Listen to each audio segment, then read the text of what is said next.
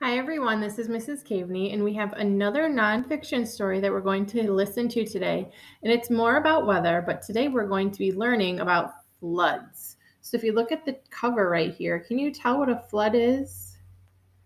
See what there's a lot of down here? Water.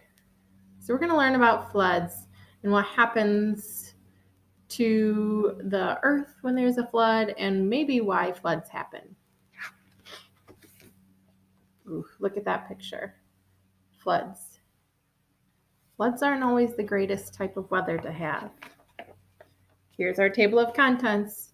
We have 3 chapters again. We have chapter 1, what is a flood? Chapter 2, what happens in a flood? And chapter 3, help is on the way. So let's read about what is a flood.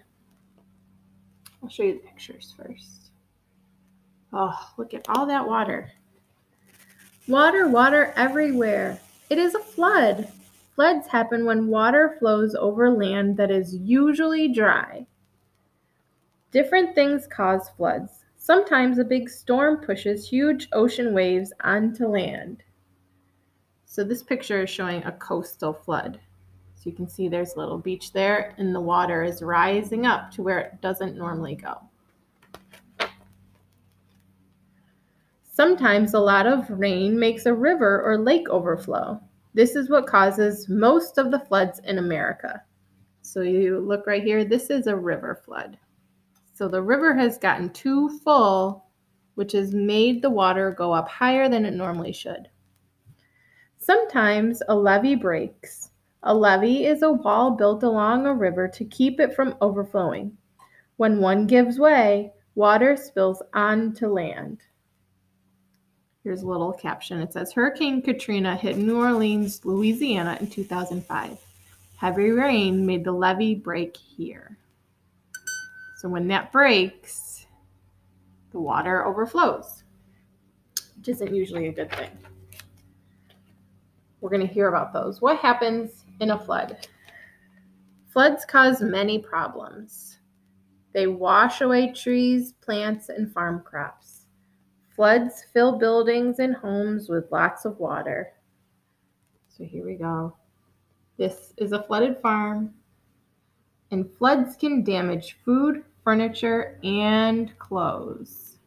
So sometimes, unfortunately, it does flood and it can get into your house if you live near water. Luckily, none of us really live near water where we would really have to worry about a flood. Floods fill streets with water too. People cannot drive cars, so they use boats to get around instead.